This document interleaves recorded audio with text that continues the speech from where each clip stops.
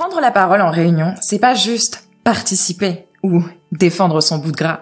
C'est s'exprimer et se positionner dans le groupe, de façon à ce que notre présence soit perçue avec clarté et impact.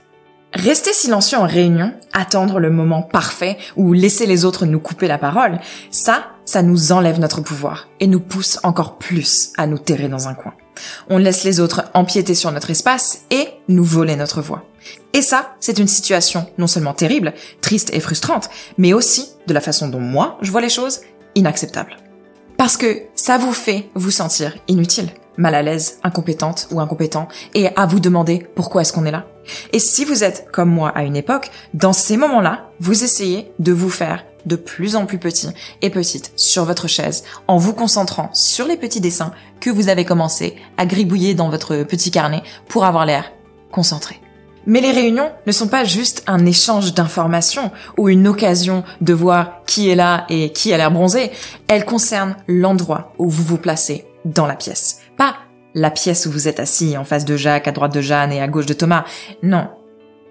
La grande pièce. L'échelle du pouvoir. L'échelle du leadership. Les réunions sont pas seulement à propos de vos idées. Elles disent énormément sur vous. Comment vous paraissez, comment les autres vous perçoivent et où ils vous placent dans leur hiérarchie de compétences, de confiance et de leadership. À chaque fois que vous êtes en réunion, les gens se posent inconsciemment 2 questions. Est-ce que je peux faire confiance à cette personne et est-ce que je devrais l'écouter? En d'autres termes, est-ce que son opinion vaut la peine d'être entendue? Et quand vous vous retenez, par peur, par perfectionnisme ou par habitude, votre autorité s'efface. Votre confiance en vous en prend un coup et vous commencez à vous sentir petit. Et ça, c'est quelque chose qu'aucun leader, qu'aucun professionnel, qu'aucun être humain ne devrait jamais ressentir. Et il y a des raisons pour lesquelles ça arrive. Et le plus important pour nous aujourd'hui, évidemment, c'est qu'il existe des façons prouvées d'en sortir et de commencer à prendre la parole en réunion avec impact et présence. Et dans cette vidéo, je vais vous montrer les principales raisons pour lesquelles vous ne prenez pas la parole en réunion et pour chacune, je vais vous donner une manière claire et pratique d'y remédier dès aujourd'hui. Cette vidéo est là pour vous aider à ne plus passer inaperçu en réunion, à vous aider à reprendre votre place et votre autorité et à parler avec confiance dans chaque salle ou réunion pour que plus jamais votre voix ne soit retenue, ni par peur, ni par les autres, ni par vous-même. Salut à toutes et à tous et bienvenue sur ma chaîne. Je suis Laetitia, actrice et coach en communication et en prise de parole en public. Et je suis là pour vous aider à devenir des communicateurs et communicatrices plus forts et plus impactants, en vous aidant à développer vos compétences en communication pour simplifier vos vies et vous aider à créer des connexions qui comptent, une conversation à la fois. En tant que coach exécutive, j'ai aidé tellement de personnes à retrouver leur voix, à diriger avec courage et à regagner confiance en eux et assurance dans leurs compétences de communication. Et je suis là pour vous aider à devenir des super communicateurs. Des communicateurs et communicatrices courageux et courageuses. Pour aller encore plus loin, je vous ai mis le lien vers notre communauté d'apprentissage Lumea dans la description ci-dessous. Vous y trouverez des personnes comme vous qui travaillent sérieusement, mais quand même dans la joie et dans la bonne humeur, faut pas déconner non plus, qui travaillent leur communication ensemble, qui s'entraident, qui participent à des ateliers, des workshops, des coachings exclusifs et reçoivent chaque mois du contenu pour s'améliorer en communication. Donc, si ça vous intéresse, commentez Lumea dans les commentaires ci-dessous et on vous l'envoie direct. Est-ce que vous avez déjà quitté une réunion en pensant « Pourquoi est-ce que j'ai rien dit encore une fois ?» Et ça y est, vous êtes frustré. Et non seulement à cause de la réunion, mais aussi à cause de vous-même. Parce qu'avec le temps, ce silence vous coûte très cher. On vous ignore, on vous sous-estime, on vous considère pas comme crédible ou même comme compétent. Parce que la vérité, c'est que prendre la parole en réunion, avec confiance et impact, est l'un des moyens les plus rapides pour construire votre confiance, votre présence et votre autorité au travail. Et avec ça, un moyen d'accroître votre influence dans tous vos cercles. Parce que quand on travaille notre communication, elle se limite pas à un contexte, elle rayonne dans toutes les situations. Et c'est ça qui est beau. On s'améliore dans tous les secteurs de notre vie et de nos vies en devenant des communicateurs et communicatrices authentiques, courageux et impactants. Des communicateurs charismatiques et influents. Mais alors, pourquoi est-ce que vous n'avez pas parlé?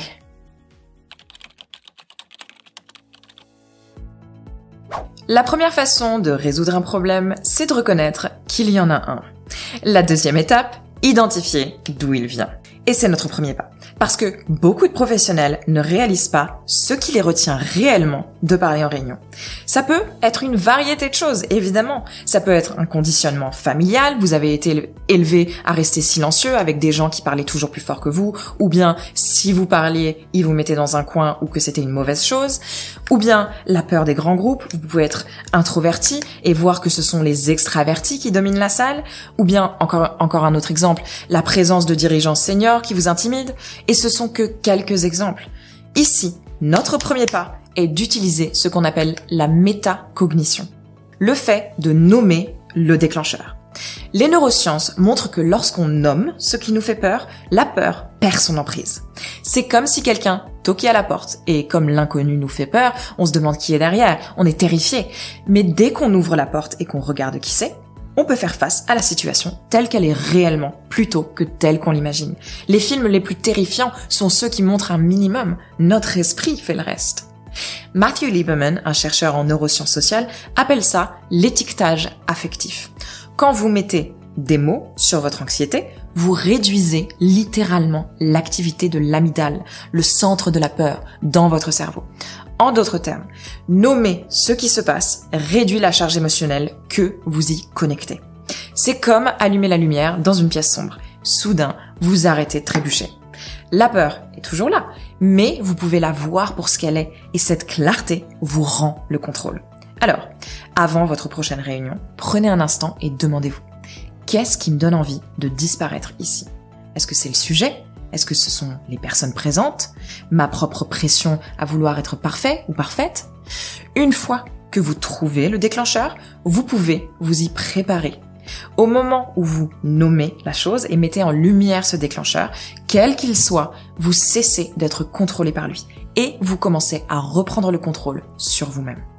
Une autre raison courante pour laquelle on reste silencieux en réunion, c'est le perfectionnisme. Je sais parce que ça m'arrive tout le temps, même encore aujourd'hui. Vous vous mettez une énorme pression pour sortir la phrase parfaite au moment parfait. Vous vous dites, il faut que j'ai l'air compétente, il faut que je dise quelque chose de brillant, sinon les gens ils vont penser que j'ai pas ma place ici, que je suis pas compétente. Ou si j'ouvre la bouche et que c'est pas exceptionnel, je vais perdre en crédibilité. Et qu'est-ce qui se passe? Plus vous vous mettez de la pression, plus vous perdez vos mots, moins vous parlez. La psychologie cognitive montre que ce type d'autofocalisation nourrit l'anxiété. Quand toute votre attention est tournée vers l'intérieur, donc surveillez votre apparence, votre façon de parler, les mots que vous choisissez, vous demandez si vous êtes assez bon ou assez bien, votre cerveau s'emballe. Votre mémoire de travail se rétracte sur elle-même et la clarté que vous essayez justement d'atteindre s'éloigne de plus en plus. Mais le paradoxe, il est là. Dès que vous redirigez votre attention vers l'extérieur de vous-même, donc vers la conversation en cours, vers l'équipe devant vous, vers le vrai problème à résoudre, votre anxiété diminuera. Votre cerveau se calme. Et soudain, les idées circulent plus facilement. Pensez au trac sur scène. Si vous vous tenez sur scène en pensant « tout le monde me regarde, me juge, j'aurais dû mettre cet autre pantalon, j'ai l'air ridicule », votre peur explose et votre confiance en vous implose. Mais si vous entrez sur scène en pensant « je suis là pour partager quelque chose de précieux avec ces gens qui sont là pour m'écouter », votre attention se déplace. Vous arrêtez d'être obsédé par vous-même et vous commencez à vous mettre au service de la salle, de votre public qui est là pour vous écouter, vous. Et c'est ça la clé. Les réunions ne sont pas un spectacle, c'est pas des auditions où on vous juge sur votre performance. Les réunions sont des espaces de contribution, de travail. En tout cas, ils devraient l'être. Votre rôle, c'est pas d'impressionner, c'est d'apporter de la valeur, de faire avancer la conversation, même si ce que vous partagez est simple ou pas complètement abouti. Parce que les réunions sont un espace en cours, un espace de travail, work in progress. Tranquille. Alors, avant votre prochaine réunion, demandez-vous, qu'est-ce que je peux mettre au service de la discussion ou des personnes que je vais rencontrer? Comment est-ce que je peux contribuer à cette réunion spécifique personnellement? Qu'est-ce que moi, j'ai découvert dans mon travail qui ferait avancer les choses ensemble?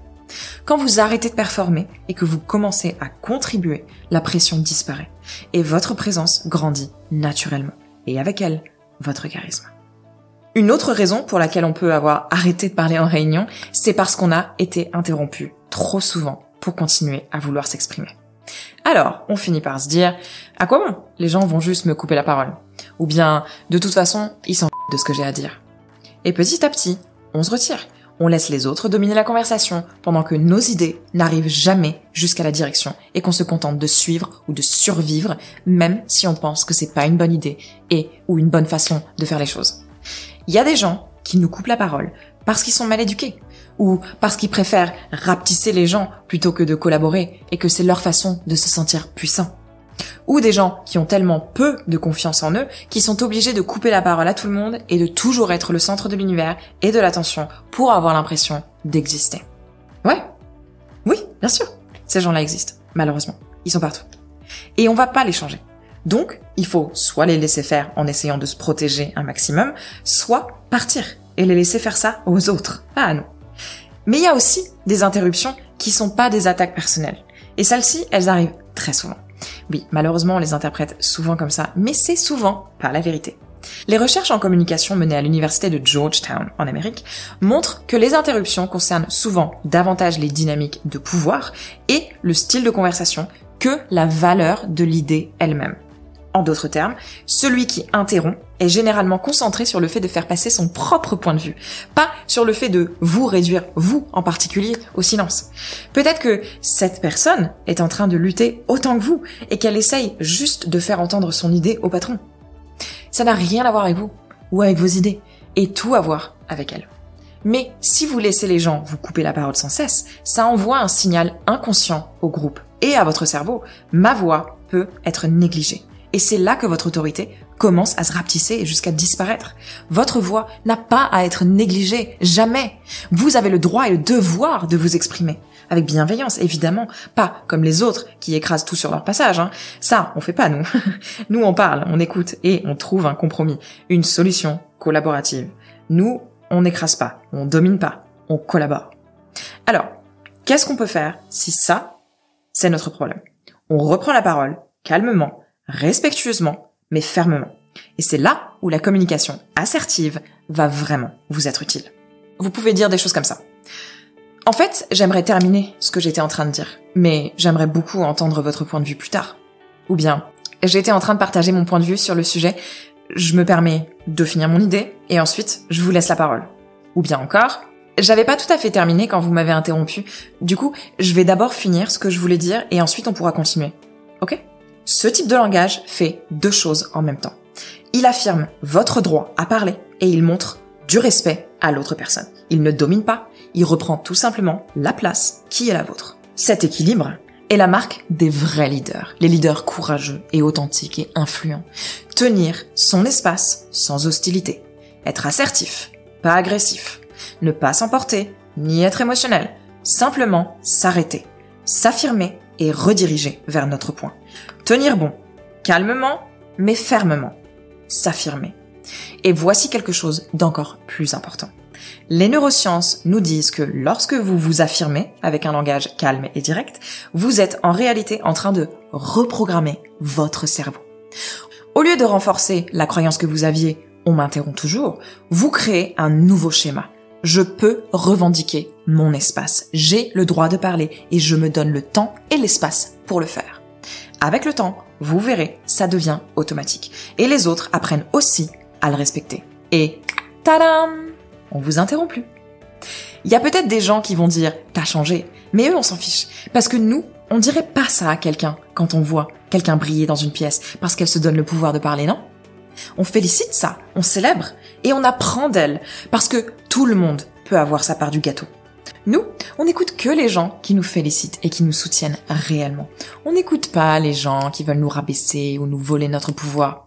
Non, Alors, la prochaine fois que quelqu'un vous coupe en réunion, ne vous laissez pas voler votre pouvoir. Ne vous rabaissez pas. Ça va paraître étrange au début, ça j'en suis certaine et je vous le dis, mais vous vous y habituerez, promis. À force, vous vous y habituerez, je vous le promets. Il faut juste commencer. Tenez bon, finissez votre idée et redonnez la parole avec grâce et élégance. Parce qu'au moment où vous commencez à revendiquer votre espace de parole, la salle apprend, elle aussi, à vous écouter et à vous donner cet espace. Est-ce que vous avez envie de plus de conseils sur la communication assertive? N'hésitez pas à commenter communication assertive dans les commentaires ci-dessous pour me le dire, pour me le faire savoir, et je vous prépare ça. Ce qui nous amène naturellement à notre dernier point sur les raisons pour lesquelles on ne parle pas en réunion. La réactivité émotionnelle. Parce que parfois, ce sont pas les interruptions en elles-mêmes qui nous réduisent au silence. C'est notre propre réaction émotionnelle face à elles. On peut se sentir déstabilisé, frustré, voire même en colère. Et quand ça arrive, notre message perd toute sa force. Il y a un dicton. Forte émotion, faible intelligence. Et ça signifie pas que quand on est émotif, on est stupide. Ça signifie que plus on devient réactif et émotionnel sur le moment, plus on se laisse posséder par ses émotions. Moins on est logique et par la force des choses, moins on paraît convaincant. Et c'est pas qu'une métaphore, c'est prouvé en neurosciences. Quand vos émotions montent en flèche, votre amygdale prend le volant de votre cerveau et votre cortex préfrontal, la partie du cerveau responsable du raisonnement et de la clarté, se met hors service. Vous perdez littéralement l'accès à votre esprit critique, votre compréhension et votre capacité d'analyse. Vous l'avez sûrement déjà vu en réunion. Quelqu'un réagit fortement, hausse le ton, se met sur la défensive. Il commence à parler par des petites phrases courtes, à répéter le même point encore et encore. Il est coincé dans une boucle émotionnelle. Son cerveau est en train de s'effondrer. Meltdown. Mayday, mayday. Et donc, au lieu de renforcer son propos, ça fait en réalité que les autres lui font moins confiance et se reculent plutôt que de l'écouter. Dans les faits, la recherche sur la régulation émotionnelle en leadership montre que des réponses calmes et mesurées sont directement associées au fait d'être perçu comme compétent et digne de confiance par son entourage. Pour en savoir plus sur les compétences qui augmentent votre leadership, je vous encourage à regarder cette vidéo qui s'affiche juste là. Mais alors, comment empêcher l'émotion de détourner notre voix? Pensez à la fable de La Fontaine, le chêne et le roseau, que je vous invite à lire, une de mes fables préférées. Imaginez-vous comme le roseau, un long brin d'herbe dans une tempête. Quand la tempête est à son apogée, l'arbre se brise, le chêne, il se casse. Mais l'herbe, elle plie, elle fléchit avec grâce et ne se laisse pas déterrer. Et se redresse aussitôt quand le vent s'apaise. Si vous étiez rigide comme un grand arbre millénaire, un chêne, vous vous briserez sous le choc de la tempête. Concrètement, même si j'adore La Fontaine et les métaphores, ça veut dire laisser passer l'émotion présente dans la salle, un commentaire dur, une critique, une interruption, une attaque passive-agressive, je déteste ça, sans la laisser s'accrocher à vous. On la laisse glisser, hop, comme de l'eau sur le dos d'un beau cygne. Vous l'observez, vous la reconnaissez, vous respirez, vous laissez glisser sur vous, et ensuite vous revenez avec des mots calmes et clairs. Il s'agit pas d'être froid ou de réprimer vos émotions, ça, jamais. Les émotions sont formidables pour plein d'autres raisons. Non. Il s'agit de rester suffisamment ancré pour que vos idées soient entendues et ne pas vous laisser prendre par l'émotion. Il s'agit de laisser l'émotion exister, mais de la mettre de côté pour l'instant, jusqu'à un moment plus adapté pour la traiter spécifiquement. Alors, la prochaine fois que vos émotions montent en réunion, imaginez ce brin d'herbe.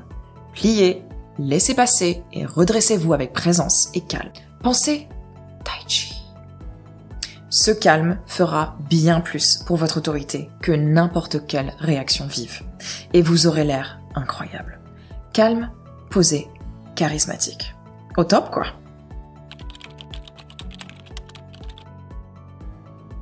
On a vu un certain nombre de raisons qui pourraient vous retenir de parler en réunion. Passons maintenant aux étapes pratiques et concrètes pour commencer à prendre la parole en réunion. Parce que la clarté sans action reste de la théorie. Donc c'est ici que vous passez de comprendre pourquoi vous parlez pas à choisir de le faire malgré tout. Commençons par l'aspect le plus concret, la préparation. Très souvent, le silence ne vient pas de la peur ou de la timidité, il vient d'un manque de préparation. On parle pas tout simplement parce qu'on sait pas quoi dire. Et c'est pas de la faiblesse, c'est une stratégie. La vérité, c'est que la préparation, c'est le pouvoir. William Ury, expert en négociation et auteur de Getting to Yes, appelle la préparation l'épine dorsale de l'influence. Si vous entrez en réunion sans préparation, vous avez déjà perdu la moitié de la bataille. Alors, concrètement, ça ressemble à quoi? Avant chaque réunion, faites 3 choses simples. Lisez attentivement l'ordre du jour. Notez 2 ou 3 points sur lesquels vous pourriez contribuer. Anticipez les questions qui pourraient être posées et préparez-vous-y. Pensez à la réunion comme une arène. Est-ce que vous entreriez dans un duel sans épée? Dans un ring de boxe sans gants? Bien sûr que non. Pourtant, tellement de gens entrent en réunion complètement désarmés et ensuite ils s'étonnent de ne pas réussir à défendre leur espace. La préparation vous arme de clarté. Même 1 ou 2 points solides suffisent pour parler avec autorité. C'est comme avoir juste quelques flèches bien aiguisées dans votre carquois. Vous n'avez pas besoin d'en avoir 100, mais il en faut quelques-unes qui vont aller droit au but. Et c'est là que j'utilise ce que je dis souvent à mes élèves. Votre préparation est votre bouclier et votre épée. Elle vous prépare et vous protège contre les imprévus. Et elle vous donne la confiance nécessaire pour avancer en sachant que vous n'êtes pas vide puisque l'épée est dans l'autre main et que vous êtes prêt à la brandir. Mais la préparation seule ne suffit pas. L'étape suivante, c'est l'état d'esprit. Trop souvent, on entre en réunion en pensant « je vais essayer de rajouter quelque chose ». Ça, c'est passif. Ça, c'est attendre d'être invité. Et c'est vivre en fonction des autres aussi, plutôt que d'ajouter son point de vue authentique sans que les autres nous en donnent la permission. Les leaders, ils attendent pas. Les leaders prennent leurs responsabilités. Ils prennent les devants. Alors, au lieu d'espérer rajouter quelque chose, entrez dans la salle en vous demandant « quel est mon point de vue sur la situation ? Pourquoi est-ce que c'est important pour moi, pour mon poste, pour mon avancée sur le projet ? Qu'est-ce que je peux proposer comme solution ? » Et ça change tout.